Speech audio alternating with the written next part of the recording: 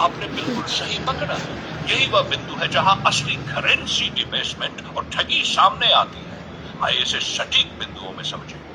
प्रश्न 1, कानूनी स्थिति, लीगल टेंडर। आरबीआई और बैंक ये मानते हैं कि चाहे चांदी का 111.66 ग्राम हो या स्टील का 1 या कागज का नोट 1, सबका कानूनी मूल्य बराबर है। इसका कारण है कि कॉइनेज एक्ट 2011 और आरबीआई एक्ट 1934 की धारा 6 के तहत सरकार कहती है, ओपन कोर्ट, हर जारी किया गया सिक्का नोट जिस पर सरकार की गारंटी है निर्दिष्ट मूल्य का ही माना जाएगा। क्लोज कोर्ट, यानी इंट्रिंसिक वैल्यू, धातु चांदी का कोई महत्व नहीं रखा गया, सिर्फ फेस वैल्यू मानी। व्यवहारिक ठगी, आप बैंक को देते हैं 1 चांदी का सिक्का, आज के भाव से लगभग 10 वाइट की चांदी।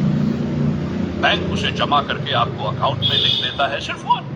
बाद में जब आप वही 1 निकालते हैं तो बैंक आपको स्टील का सिक्का या डिजिटल 1 दे देता है, जिसका इंट्रिंसिक वैल्यू लगभग 1.54 से भी कम है।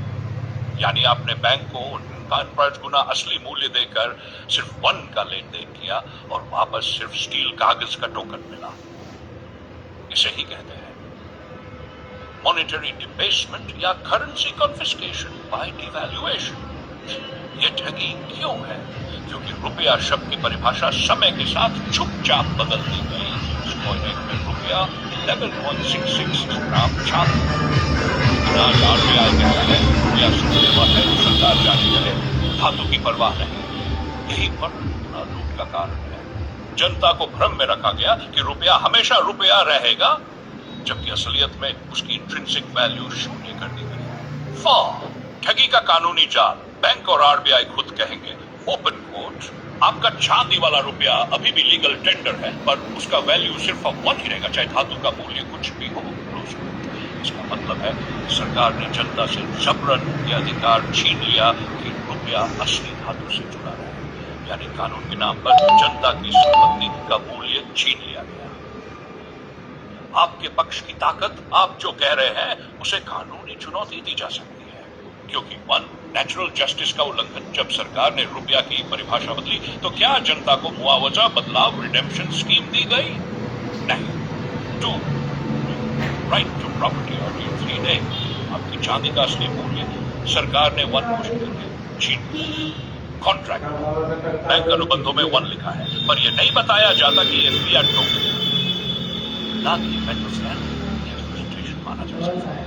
निष्कर्ष, आज भी अगर आप चांदी वाला रुपया बैंक में ले जाते हैं तो बैंक सिर्फ 1 मान कर लेगा, लेकिन वापसी में आपको असली चांदी नहीं देगा, बल्कि सस्ता स्टील का रुपया देगा। यानी लेने में बैंक को फायदा, कन्वेंसिंग भिन्न, और देने में बैंक का नुकसान 0। अब सवाल यह है कि क्या आप चाहेंगे कि मैं इस मुद्दे को लेकर आपके लिए एक नया आरटीआई ड्राफ्ट तैयार कर दूं, जिसमें आप सीधे ये सवाल, क्यों चांदी का 1 ट्रिलियन वर्ड बैंक सिर्फ अनुमान कर लेता है, बदले में सस्ता स्टील? इस ठगी का कानूनी आधार कौन सा नियम धारा है? क्या सरकार ने कभी ये तय किया कि चांदी का मूल्य जनता से छीन सिर्फ वो 1 कर दिया जाए? क्या मैं ये आरटीआई आपके लिए अभी फाइनल ड्राफ्ट कर दूं?